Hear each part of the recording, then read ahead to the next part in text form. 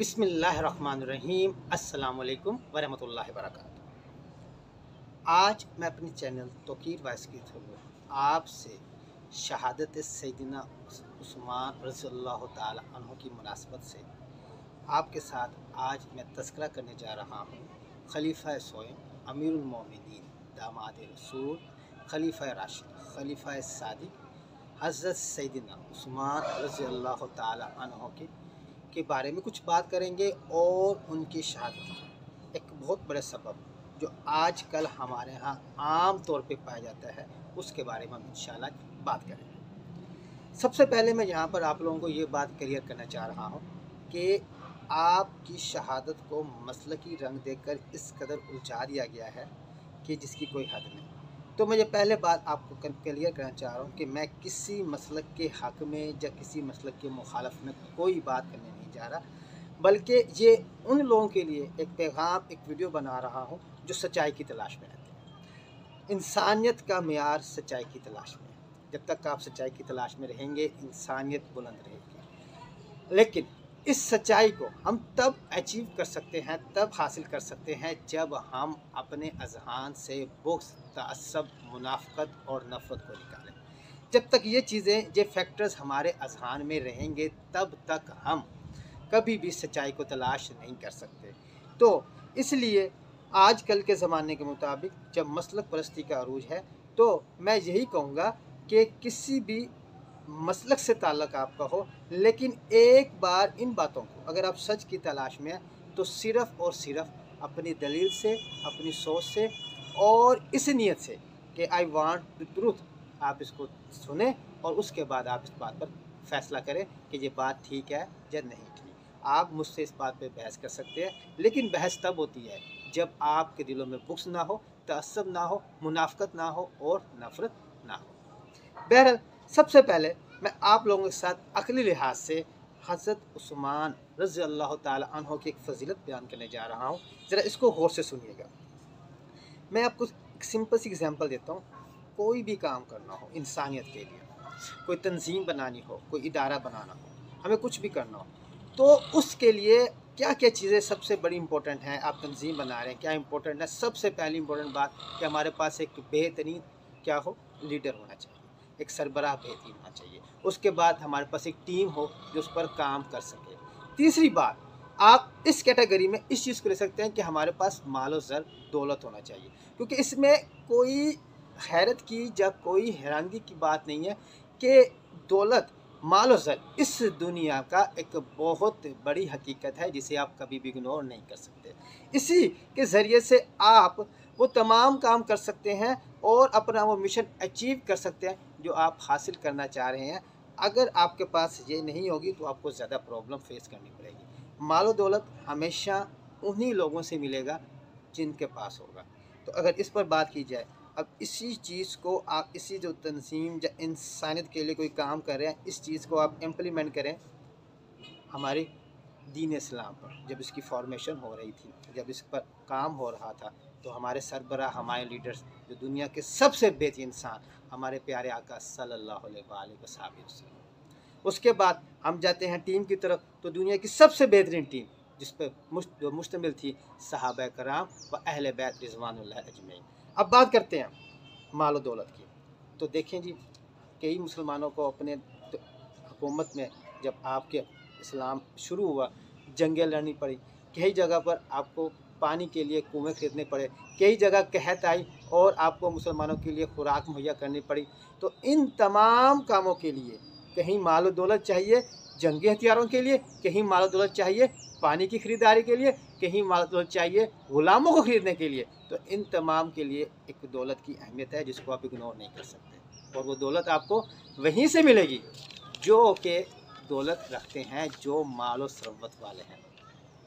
अब बताएं, इब्तिदाए इस्लाम से लेकर हिज्रत मदीना तक और हिज्रत मदीना से लेकर रसूल पाक सल्लल्लाहु अलैहि वसल्लम के वसाल मुबारक तक कौन कौन सहाबा कराम उमरा में शामिल थे। कोई भी तरीके की किताब उठा लें, क्या अबू बकर सिद्दीक़ रज़ियल्लाहु ताला अन्हु मालदार नहीं थे? क्या उस्मान गनी रज़ियल्लाहु ताला अन्हु मालदार नहीं थे? क्या अब्दुर्रहमान बिन औफ़ रज़ियल्लाहु ताला अन्हु मालदार नहीं थे, तो कई हमारे ऐसे सहाबा कराम थे जो मालदार थे। अब उनके माल से क्या हुआ, इब्तिदाए इस्लाम से लेकर वफ़ात रसूल पाक सल्लल्लाहु अलैहि वसल्लम तक, बल्कि उनके बाद तक, जब तक उनकी ज़िंदगी रही हैं, उन्होंने क्या किया, अपना जे माल और दौलत के ज़रिए से हमेशा मोमिनीन की मदद की। हाँ जी, गज़वे पे जा रहे हैं, जंगी हथियार सामान चाहिए तो उन्होंने फराहम किया।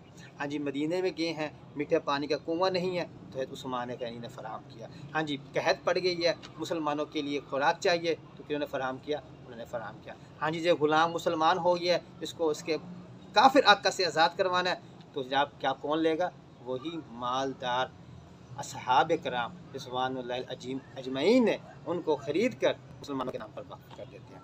यानी कि हम अगर तारीख को बग़ैर किसी तसब्ब के पढ़े तो हमें वाज़ह पता लग रहा है कि ऐसे अशख़ास, ऐसे असहाब कराम जो मालदार थे, उनके माल की मदद से हमेशा मुसलमानों को मदद हासिल रही, और वो मदद हासिल रही उसके दीन इस्लाम को उस वक्त बहुत फ़ायदा हुआ, जिसको आप कभी भी इग्नोर नहीं कर सकते।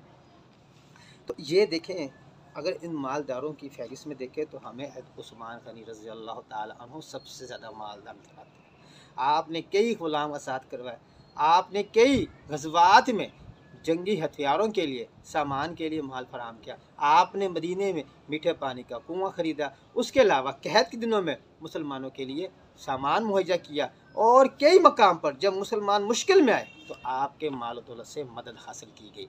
तो ये आपकी बहुत बड़ी और सबसे बड़ी फजीलत बनती है कि अल्लाह तबारक तआला ने आपको माल दिया और आपने उस माल को मुसलमानों के लिए इस्तेमाल किया, जो कि इस्लाम की तरक्की और तरवीज में काम आया। इंशाअल्लाह बहुत जल्द जो आपकी खिलाफत पर एतराज़ात किए जाते हैं, जो आपकी ज़ात पर जो एतराज़ात किए जाते हैं, उस पर भी हम अक़ली और इल्मी दलाइल के लिहाज से बात करेंगे इंशाअल्लाह बहुत जल्द इसी फोरम पर, और आपकी जो शहादत के वाक़यात हैं उस पर भी बात करेंगे। उसके अलावा कई असबाब हैं, लेकिन जैसे मैंने पहले कहा, मैं आज आप लोगों के साथ एक ऐसा सबब डिस्कस करने जा रहा हूँ जो आज हमारे सामने हमें मुतवा महसूस हो सकता है। इस पर बात करते हैं। सबसे पहली बात जो मैं आप लोगों से करने जा रहा हूँ, हम सब इस चीज़ को बेहतर जानते हैं, आजकल देख रहे हैं सोशल मीडिया पर झूठ का कारोबार हो रहा है, प्रिंट मीडिया हो, इलेक्ट्रॉनिक मीडिया हो, वहाँ पर क्या हो रहा है, सियासी गुलाम बैठे हैं, मसलक परस्त लोग बैठे हैं, मुफाद परस्त बैठे हैं, मुल्क दुश्मन बैठे हैं, इस्टेब्लिशमेंट के हामी भी हैं, इस्टेब्लिशमेंट के मुखालिफ लोग भी बैठे हैं।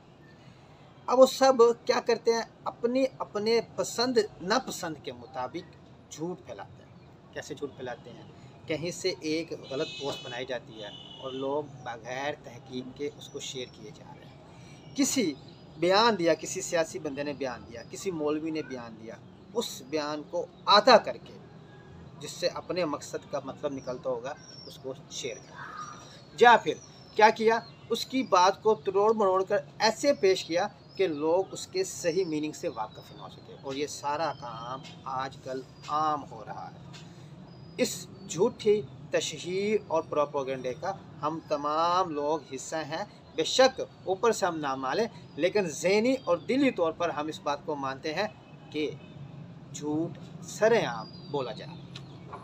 अब होता क्या उस झूठ से, झूठ बोला जा रहा है, नौजवान तबका हो जो हमारे बच्चों में, उसको सुन सुन के उनके ज़हनों में वो सच बनकर पक्का हो जा रहा है।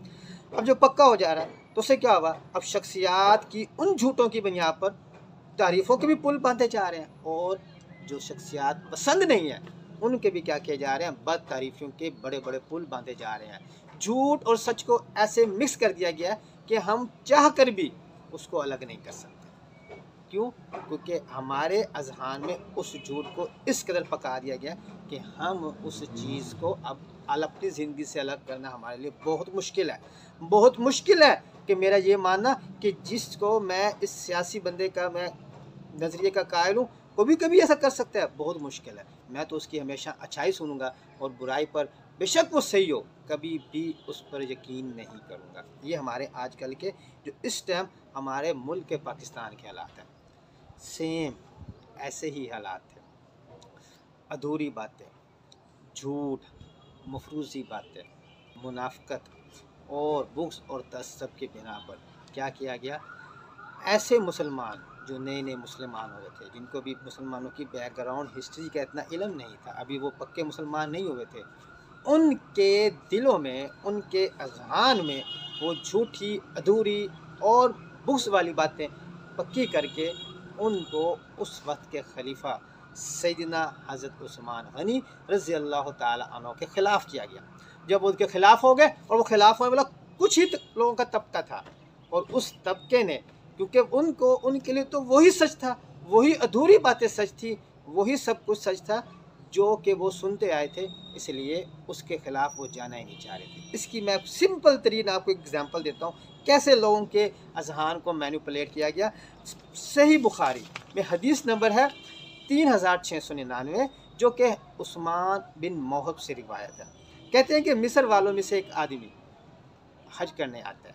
हज करने के बाद देखता है कुछ लोग बैठे हैं, पूछते हैं जी आप लोग कौन हैं? तो कहते हैं हम कुरैश से हैं। तो कहते हैं आप में जो बुज़ुर्ग बैठे हैं, ये बुज़ुर्ग साहब कौन है? तो बताया जाता है ये हज़रत अब्दुल्ला बिन उमर रज़ी अल्लाह ताला अन्हु है। तो वो कहता है जी इब्न उमर, मैं आपसे कुछ बातें पूछना चाहता हूँ, बड़ी उम्मीद है कि आप उनके मुझे जवाब देंगे। उन्होंने कहा पूछें। क्या आपको मालूम है कि उस्मान रज़ी अल्लाह ताला अन्हु ने ओहद की लड़ाई में राह फरार इख्तियार की थी? इब्न उमर ने कहा हाँ बिल्कुल ठीक बात है। फिर कहता है कि आपको मालूम है कि बदर की लड़ाई में हज़रत उस्मान रज़ी अल्लाह ताला अन्हु शरीक नहीं हुए थे? आपने कहा बिल्कुल ठीक है। फिर वो कहता है क्या ऐसा नहीं हुआ कि हज़रत उस्मान रज़ी अल्लाह ताला अन्हु बैतुल रिज़वान के वक्त भी शामिल नहीं थे? तो इब्न उमर ने कहा हाँ ये बात बिल्कुल ठीक है। तो उसी वक्त जज्बात से, खुशी से उस बंदे ने नारे तकबीर अल्लाहु अकबर लगाया। क्यों? क्योंकि उसका लग रहा था कि देखो मैं बिल्कुल ठीक, मुझे जो बातें बताई गई हैं बिल्कुल ठीक। अब जो अधूरी बातें, जिस पर वो बहुत खुश था कि देखें जी कि मैं ऐसे खलीफा को क्यों सच्चा मानूं जो कि ओहद में भी राह फरार इख्तियार करता है, बदर में भी शामिल नहीं था और बैतुल रिज़वान के वक्त भी शामिल नहीं था। उसको लग रहा था कि हम बिल्कुल ठीक किया हमने काम। तो उसी वक्त देखिए जी, ये आधी बातें उनके अज़ाम में फैला दी गई, उसके पीछे की बैकग्राउंड हिस्ट्री कुछ नहीं बताई गई उनको। अब उस पर पक्के होके वो उस वक्त हज़रत सैयदना उस्मान रज़ी अल्लाह ताला अन्हु को गलत समझ रहे थे। लेकिन अब मुकम्मल बात क्या थी? उसी वक्त हज़रत इब्न उमर ने कहा ठहरो ज़रा यहाँ बैठो, मेरे पास बैठो, तुम्हें मैं मुकम्मल तफसील बताता हूँ कि अगर हज़रत उस्मान रज़ी अल्लाह ताला अन्हु ने ओहद के दिन राह फरार इख्तियार की थी तो मैं गवाही देता हूँ अल्लाह ताला ने उनको इस फेल पर माफ़ फरमा दिया है। नहीं यकीन जाके कुरान पढ़ लो। उसके बाद हज़रत इब्न उमर रज़ी अल्लाह ताला अन्हु कहते हैं हज़रत उस्मान अगर बदर वाले दिन शामिल नहीं थे तो उसकी वजह क्या थी कि रसूल पाक सरवरे दो आलम सल्लल्लाहु अलैहि वसल्लम की बेटी हज़रत उस्मान के यहाँ ब्याही हुई थी और वो उन दिनों बीमार थी। तो रसूल पाक ने कहा कि तुम इसकी जिम्मेदारी करो और तुम्हें उतना ही सवाब मिलेगा जितना बदर वालों को सवाब मिलेगा। बाकायदा माल गनीमत का जो हिस्सा बदर वालों को मिला वही सैयदना उस्मान को मिला।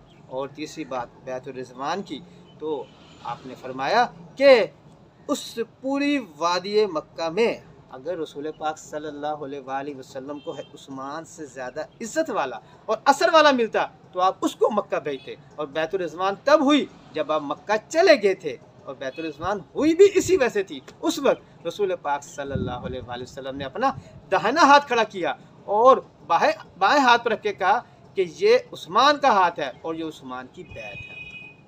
देखें मतलब एक बात को पीछे बगैर बैकग्राउंड हिस्ट्री जाने किस तरह मैनिपुलेट किया गया। किन लोगों में मैनिपुलेट किया गया? ऐसे लोगों में नए नए मुसलमान हुए थे। करने वाले कौन थे? वेल प्लान साजिश के तहत इब्न सबा उसका ग्रुप था। यही नहीं और ही बहुत कुछ किया। क्या कुछ किया? जाली खतूत लिखे, सहाबा कराम को अवाम की तरफ से जाली खतूत लिखे गए कि हम पर जुल्म हो रहा है। सहाबा कराम की तरफ से जाली खतूत अवाम को लिखे गए कि आप लोग चल निकले, ये जनाब नौज़ बिल्ला खलीफा सही काम नहीं कर रहा, ये है वो। यानी कि इस तरह झूठ, अधूरी बातें, अपने मतलब के मीनिंग निकाल के उन लोगों ने कच्चे ज़हनों के लोगों के जज्बात से खेल कर उन्हें मैनिपुलेट किया। और मैनिपुलेट करने के बाद वही लोग सबब बने हज़रत उस्मान रज़ी अल्लाह ताला अन्हु की शहादत। देखें जी, मैंने भी बात की जाली खतूत की। तारीख़ तिबरी में एक रिवायत है कि मिस्र वाले जब हज़रत अली करमुल्लाह वजहों के पास आते हैं तो कहते हैं आपने तो हमें ख़त देकर बुलाया था, तो उस वक्त हज़रत अली कहते हैं कि मैंने तुम्हें कब ख़त लिखा। मतलब इस तरह जाली खतूत सहाबा कराम के नाम से भी जारी किए गए और लोगों की तरफ से जारी किए गए ताकि लोगों को अपने हक़ में इस्तेमाल किया जा सके। अब ये हज़रत उस्मान रज़ी अल्लाह ताला अन्हु की शहादत किन फैक्टर्स को मैं पहले बात बता चुका हूँ, झूठ, मुनाफ़िक़त, अधूरी बातें, ये तमाम चीज़ें, ये कोई अनोखी बात नहीं है। पहले भी कई हुक्मरानों के साथ ऐसा किया जा चुका है और यही सेम सिचुएशन इस वक्त पाकिस्तान में भी चल रही है। इसलिए इस्लाम में हमेशा से इस बात से मना किया गया कि कोई भी बात हो आप उसको बग़ैर तहकीक के आगे ना बयान करें। अब होता क्या है कि हमारे पास कोई फेसबुक पर, कोई यूट्यूब पर कोई किसी किस्म की वीडियो या पोस्ट मिलती है, हम बग़ैर सर्च किए, रिसर्च किए उसको आगे ट्रांसफ़र कर देते हैं। अब वो पोस्ट जब तक नौजवान नस्लों के पास जाती रहेगी, उन्हें सच्चा मानते रहेंगे, उनके अज़हान में वो कॉन्सेप्ट बनता जाएगा और बेशक गलत होगा। अब वो गलत कॉन्सेप्ट बन चुका है ना, आप उसको वहाँ से हटा नहीं सकते। और यही कुछ हमारे दीन इस्लाम के साथ शुरुआत में ही कर दिया गया, जिसकी वजह से आज तक हम में इत्तेफाक पैदा ना हो सका। तारीख़ को ऐसा उलझाव दिया गया कि हम लोग उन्हीं सहाबा कराम रिज़वानुल्लाह अजमईन पर बात करना शुरू कर देते हैं, लेकिन बेसिक पीछे हक़ाइक़ को हम अक़ली दलाइल पर सोचने को तैयार ही नहीं। और मैं आप लोगों से रिक्वेस्ट करूँगा कि देखें जी, आपकी ये आदत झूठ फैलाना, गलत बातों को तरवीज देना, बातों को अधूरी बातें बयान करना, अपने मतलब की बातों को निकाल कर बाकी बातों को इग्नोर कर देना, बुग़्ज़ रखना, तअस्सुब करना, मुनाफ़िक़त करना, नफ़रत रखना, इसकी वजह से क्या हो रहा है, हमारी नौजवान नस्ल ज़हनी तौर पर ग़ुलाम बनती जा रही है। और इसका सारे का सारा जो इसका इंजाम होगा वो हमें और हमारी नस्लों को भुगतना पड़ेगा। इसलिए अभी भी वक्त है, हम अपने बच्चों की ऐसी अच्छी तरबियत कर जाएं, उन्हें समझा जाए कि बेटा कोई भी बात आपको पता लगे तो आप उसे पहले रिसर्च करें, देखें कि आया कि बाबू ठीक है कि नहीं ठीक, उसके अपने अक़ली नज़र पर अक़ली लिहाज से सोचें कि ऐसा मुमकिन है कि नहीं मुमकिन, बग़ैर तहकीक के बात को ना फैलाएं। उससे क्या होगा कि हमारे अज़हान में कम से कम ऐसे झूठ तो परवरिश नहीं पाएंगे।